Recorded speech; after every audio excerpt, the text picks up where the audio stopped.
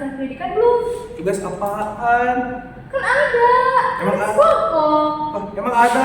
Ada kok, makanya. Buku dibuka, bukan bener. Oh iya. Terus gimana? Kita lihat materinya aja di YouTube. Boleh. Bentar ya. Ayo.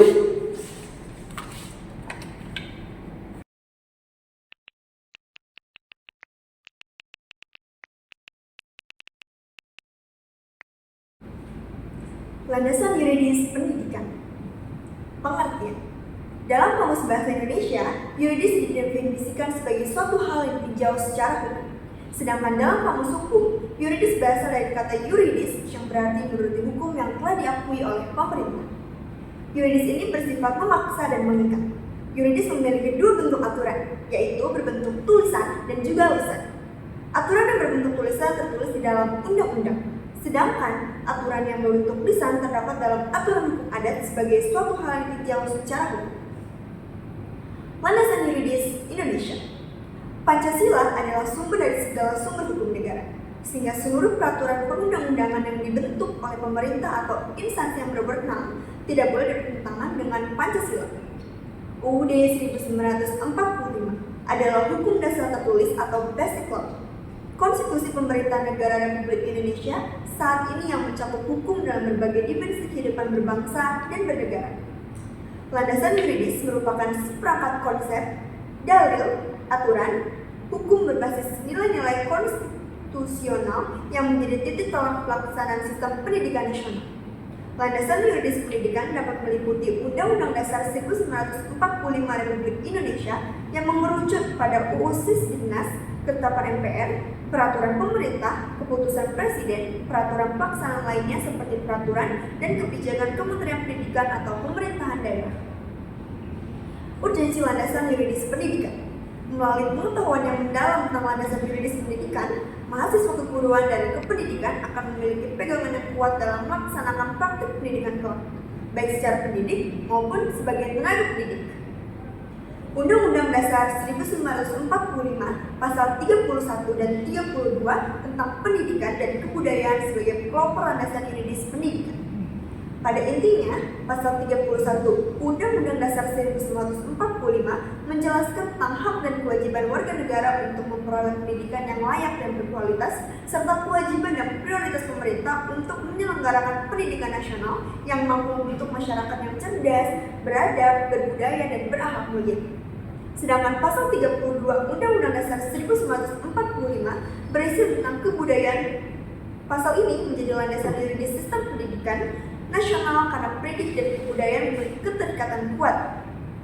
Kebudayaan adalah hasil dari budaya manusia berupa filosofi hidup, sistem sosial, nilai-nilai, artefak maupun seni. Sedangkan pendidikan sendiri adalah serangkaian proses untuk menghasilkan manusia yang beradab dan berbudaya. Pasal 32 memberikan mandat pada pemerintah dan seluruh pemangku kebijakan pendidikan agar bersinergi memajukan keberagaman budaya Indonesia dari Sabang sampai Merauke dengan melestarikan nilai-nilai luhur budaya bangsa dan nilai kearifan lokal yang menjadi warisan kebudayaan Indonesia yang kaya akan keanekaragaman. Episode pertama, pokok kebijakan Merdeka Belajar. Merdeka Belajar mengusung konsep belajar dengan cara yang merdeka. Episode kedua, Merdeka Belajar. Otonomi bagi perguruan tinggi negeri dan swasta untuk melakukan pembukaan atau pendirian program studi baru. Episode 3, perubahan mekanisme penyeluruhan dan penggunaan dana bantuan operasional sekolah merupakan program pemerintah pusat untuk membantu pendanaan biaya operasional sekolah yang bisa digunakan untuk administrasi sekolah. Episode keempat, program organisasi pergerak.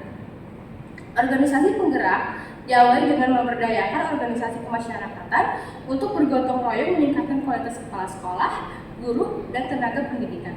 Episode 5, program guru penggerak merupakan seorang yang mampu mengarah peserta didik dalam mengembangkan dirinya secara menyeluruh yang memiliki pemikiran kritis dan upaya daya cipta yang kreatif.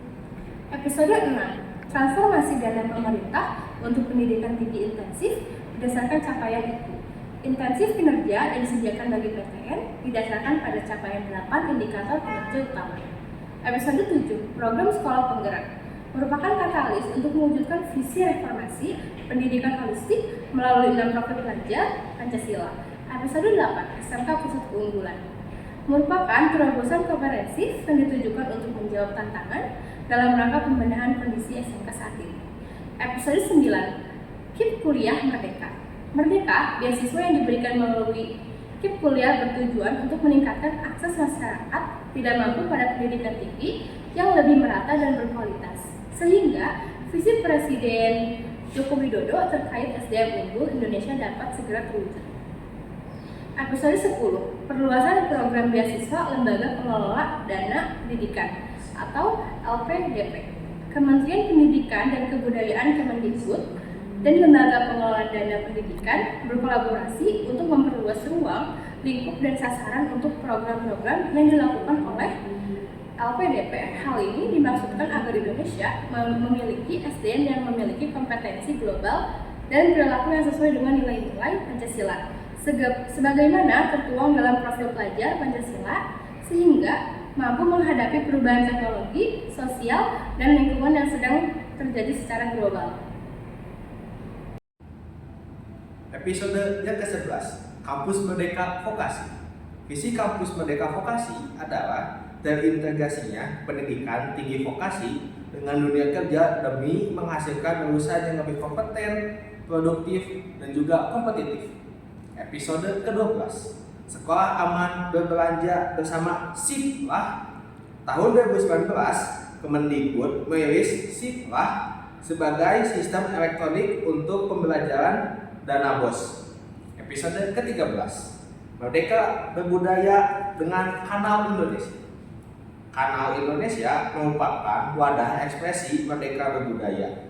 Kanal Indonesia bermitra dengan masyarakat serta para pelaku dan komunitas seni budaya. Episode 14, Kampus Merdeka dari Kekerasan Seksual. Kementerian Pendidikan, Kebudayaan, Riset dan Teknologi atau disebut Kemendikbudristek berkomitmen untuk mengeradikasi 3 dosa besar dalam dunia pendidikan. Yang pertama adalah perundungan, yang kedua intoleransi, dan yang ketiga adalah kekerasan seksual. Episode 15, Kurikulum dan Platform Merdeka Mengajar. Kementerian Pendidikan, Kebudayaan, Riset dan Teknologi menggambarkan kurikulum prototipe yang selanjutnya akan disebut Kurikulum Merdeka sebagai bagian penting upaya memulihkan pembelajaran dari krisis yang sudah lama dialami. Episode 16, Percepatan dan Peningkatan Pandangan PAUD dan Pendidikan Kesetaraan. Kemendikbudristek berkolaborasi dengan Kementerian Keuangan dan Kementerian Dalam Negeri dalam menghadirkan transformasi pada kebijakan dana BOP, PAUD, dan pendidikan kesetaraan yang semakin akuntabel, sederhana dalam pengelolaan dan berkeadilan di Indonesia. Episode 17, Revitalisasi Bahasa Daerah. Indonesia memiliki jumlah banyak bahasa Indonesia memiliki jumlah terbanyak di dunia, sekitar 718 bahasa. Karenanya mempunyai kewajiban untuk melindungi bahasa daerah dari kepunahan. Episode 18, Merdeka Berbudaya dengan Dana Indonesiana.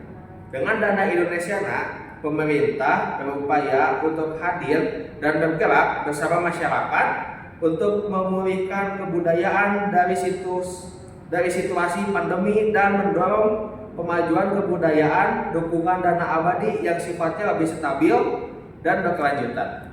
Episode 19, Lapor Pendidikan Indonesia. Di dalam lapor pendidikan terdapat indikator-indikator yang merefleksikan 8 standar nasional pendidikan dan mencakup area yang berkaitan dengan input, proses, dan output pembelajaran. Misalnya seperti standar kompetisi lulusan, standar isi, standar proses, standar penilaian, standar pengelolaan, standar GTK atau guru dan tenaga kependidikan, standar pembiayaan, dan juga standar SAPRAS, sarana dan prasarana. Episode 20, Praktisi Mengajar. Seiring dengan pesatnya perkembangan dunia global, perguruan tinggi di Indonesia harus bergerak lebih cepat agar mampu bersaing dengan negara-negara lainnya. Episode 21. Dana abadi perguruan tinggi. Penyaluran dana abadi ini diharapkan menjadi motivasi bagi perguruan tinggi untuk membangun dana abadi sendiri. Episode 22. Transformasi seleksi perguruan tinggi negeri.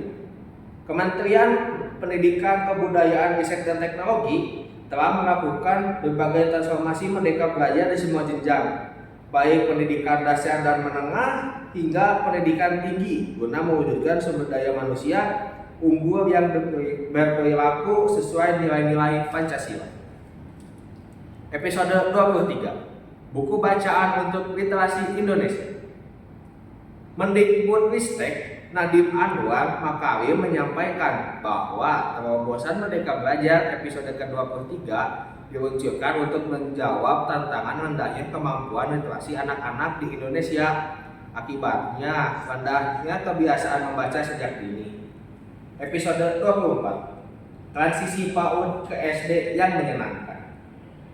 Menteri Pendidikan, Kebudayaan, Riset dan Teknologi Nadiem Anwar Makarim menyampaikan bahwa saat ini kemampuan yang dibangun pada anak di PAUD masih sangat berfokus pada calistung. Episode 25. Pencegahan dan penanganan kekerasan di satuan pendidikan. Mendikbudristek Nadiem Anwar Makarim secara resmi meluncurkan peraturan Menteri Pendidikan, Kebudayaan, Riset dan Teknologi Nomor 46 Tahun 2023 tentang pencegahan dan penanganan kekerasan di lingkungan satuan pendidikan atau Permendikbudristek PPKSP sebagai Merdeka Belajar episode ke-25. Episode ke-26. Transformasi Standar Nasional dan Akreditasi Pendidikan Tinggi.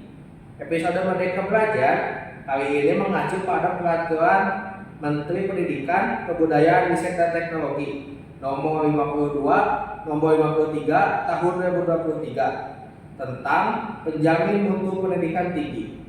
Ada dua hal fundamental dari kebijakan ini. Yang pertama, Standar Nasional Pendidikan Tinggi yang lebih memerdekakan, di mana standar nasional ini berfungsi sebagai pengaturan framework dan tidak lagi bersifat perspektif dan detail diantaranya sebagai tugas akhir mahasiswa. Dan yang kedua, sistem akreditasi pendidikan tinggi yang meringankan beban administrasi dan finansial perguruan tinggi. Terang Mendikbudristek Merdeka Belajar episode ke-26 memudahkan perguruan tinggi untuk lebih fokus dalam meningkatkan ke-26, memudahkan perguruan tinggi untuk lebih meningkatkan mutu tridharma perguruan tinggi, yakni pendidikan dan pengajaran, penelitian dan pengembangan serta pengabdian pada masyarakat. Wah, makasih banyak Alifah.